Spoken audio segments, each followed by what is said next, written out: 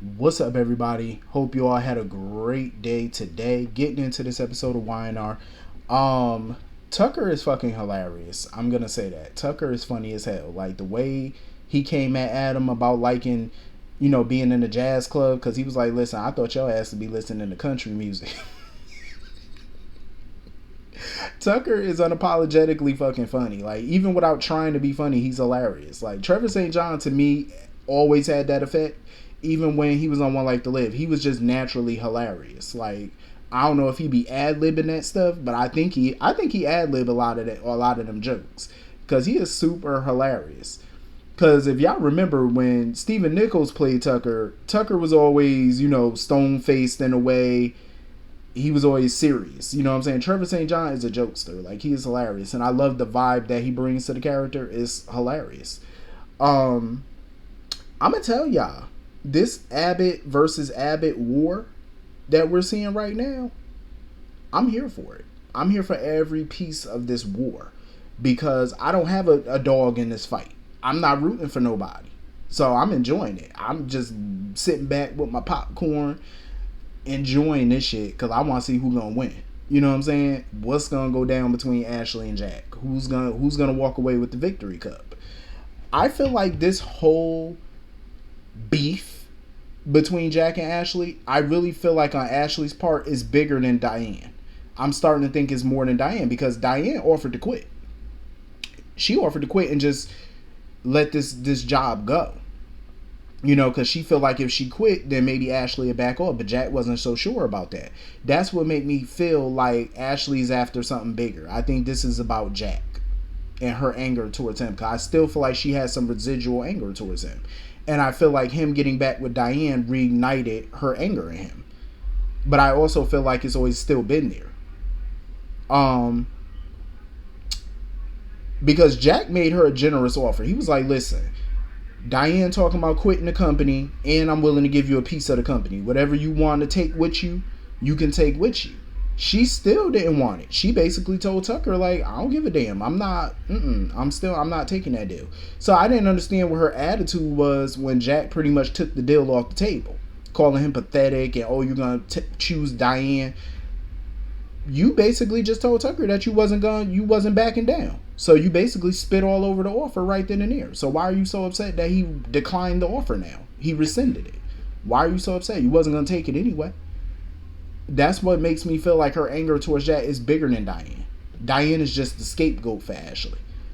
And I could tell, like, Tucker gets annoyed. Like, he's trying to be by Ashley's side on this, and he's trying to ride out with her on this. But I could tell Tucker is annoyed with her.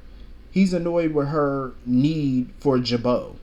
You know what I'm saying? Because here he is coming back to town, giving her opportunity to do something on her own legacy, outside of the family legacy, outside of her father's legacy.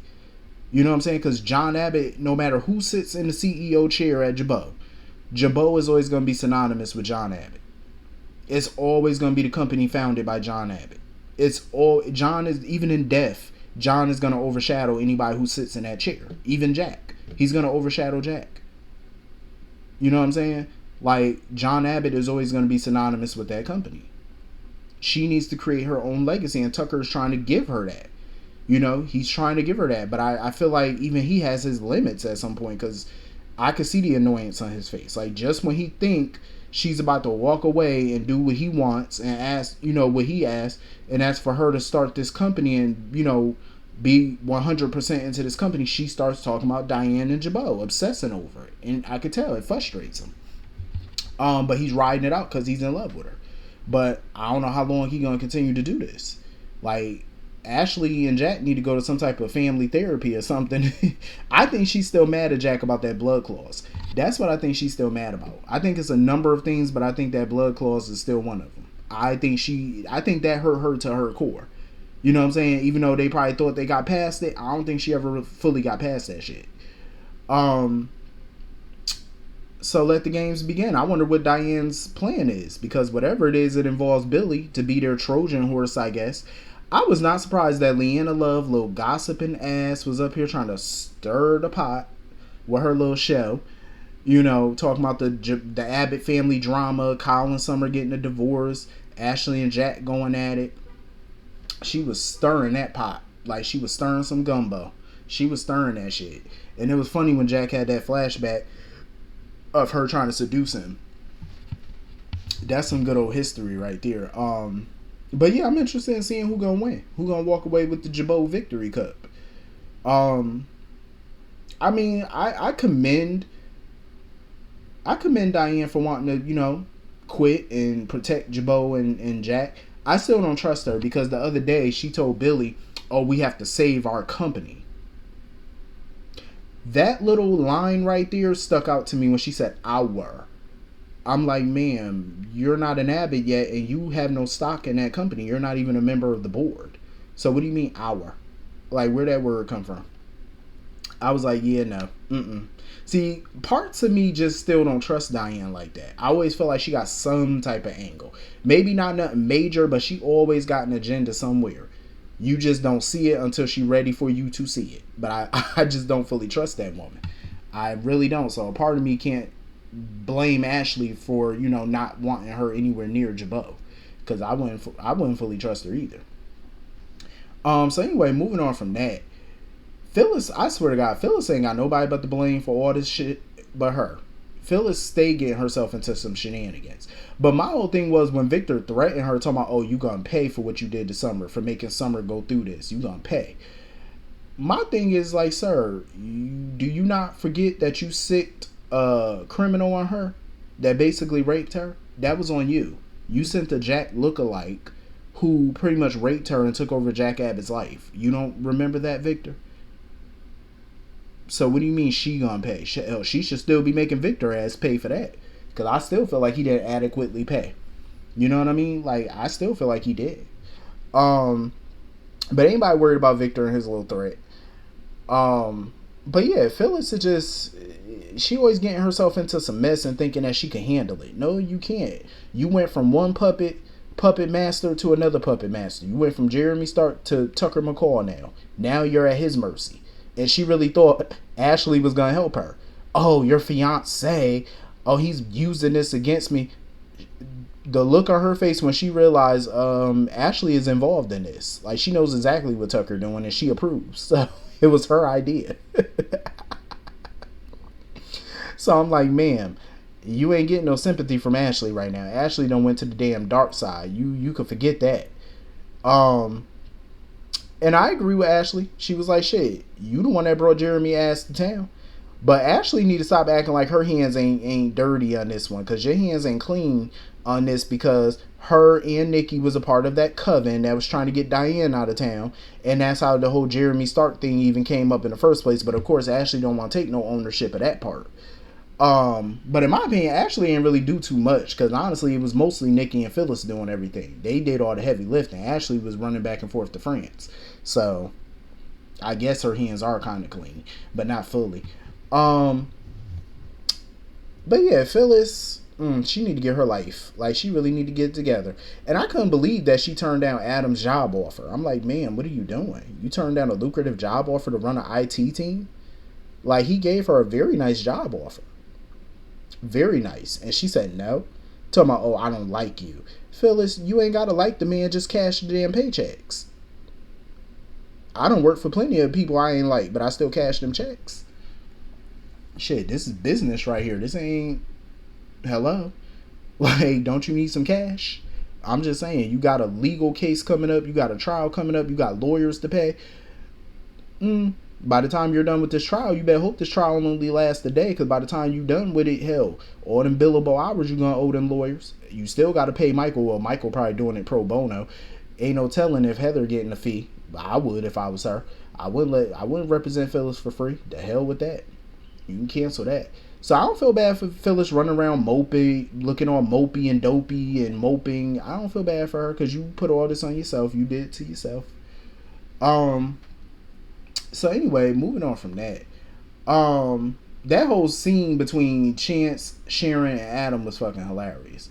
Like, it's so funny how Chance basically telling Adam to mind his business when it comes down to his relationship with Sharon. But I'm like, sir, how you gonna tell Adam to mind his business, but you all up in his business about him and Sharon working together? But I will say this, I do agree with Chance. Everything he said about Adam was true. He was like, dude, you're bitter about your father. You're trying to use the company to go after your father. Everything Chance said about Adam was true. And I think Adam knew. And that's why Sharon had that little giggle on her face. She knew it was true. He read Adam for filth. He read that man like a book.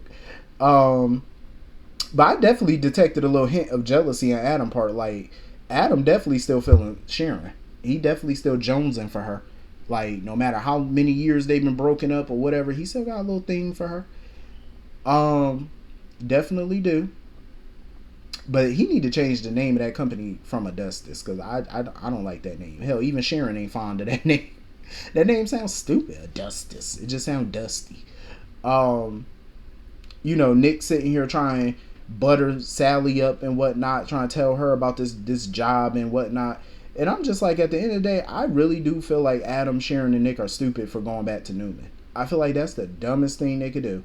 But then again, I don't know what that conversation was between Sharon and Victor. Because remember when they were at the coffee house, they had a conversation where she was like, oh, I got a better plan. But they never revealed what her conversation with Victor was. So I'm trying to figure out, like, what was that about? Like, does Sharon have an ace up her sleeve that Nick and Adam don't know nothing about? Because if she do, I hope so. Because if not, if she ain't got no plan, I just find this whole arrangement despicable. Because why would y'all want to work under Victoria, Nate, and Victor? Why? Like, every idea that they've pitched so far to Victor, he pretty much vetoed. Them having 6 months of free reign. He said, no, I'm going to give you 3. See, that's that bullshit I'm talking about. How you going to trust us to run this company, but we have to do it your way? Like, we can't implement our own ideas. Like, what type of stupid shit is that? What's the point of being a CEO? It's like you're basically just the face of the company. You have no real authority. That's dumb. Like, it's just stupid. I just really feel like Adam, Sharon, and Nick should run the company independently. I just think they should do it that way. That way you have guaranteed autonomy. It's not like they're broke. Nick has money. Adam has money. They could easily put some money into the company to turn the shit around, or they could go to a bank. They got enough capital to do it. They got enough, collateral to do it. So just go to the bank and get some capital to turn the company around. Like, I wouldn't be under Victor's thumb. Hell no. Nor Victoria. God no. And that little job offer that Victor offered Sally, if I was Sally, I would have said, hell no, thank you, but no thank you. Because he making her all these promises. Oh, you're going to have all the office space you could want, all the money you could want, no budget, because money is not a factor. Oh, you could do what you want. You ain't going to answer to nobody but yourself. I don't trust that, because, he made the same promise to Adam. Complete autonomy, and look what happened. As soon as he got mad, I don't give a damn about what I offered you. I don't give a damn about any past deals. So he screws his own kids over, so what's to stop him from screwing Sally over? I'm glad Sally, though, took some time to actually think about the offer, because at the end of the day, I would say no. At this point, she got a better gig with the CW contract, with the Chancellor Winters thing that she doing. I would stick with that. I wouldn't come near Newman with a 10-foot pole, because it's just a lot of shadiness over there. You don't have no control over your business. Why go there? You know what I'm saying? But Sally was getting on my nerves with this Adam situation. It's like every time Adam tries to talk to her, she gets an attitude to shut him out. Now she won't answer the door when he comes. It's annoying. It's like, at the end of the day, Sally's not the only person who lost a child. Adam lost a child that day too. And yeah, he went back to work. That's because, like Victor told her, whenever Victor himself went through tragedies and loss, he threw himself back into work at Newman. He just went to work, put all his frustrations into work. And that's how he closed multi-million-dollar deals. Work and destruction is all Adam know. You know what I'm saying? That's how he finds solace in a way. He's not to sit around and cry and all that type of stuff. He's going to go back to the office. He's going to try to close some deals. He's going to try to be a power broker. That's what he's going to try to do. Because that's comforting to him. You know what I mean? So it's not like, oh, he didn't give a damn about the child. Sally act like she the only one that lost one. Like, he lost too. But I'm getting tired of Adam moping around about that girl. it's about time he moved on with his life, because I'm getting sick of him and Sally in this merry-go-round.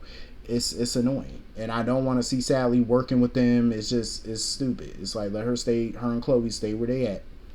Just let them do that. So anyway, that's pretty much the whole episode. Hit the comment section, let me know what you all thought, and I will see you all later. Have a great night. Peace.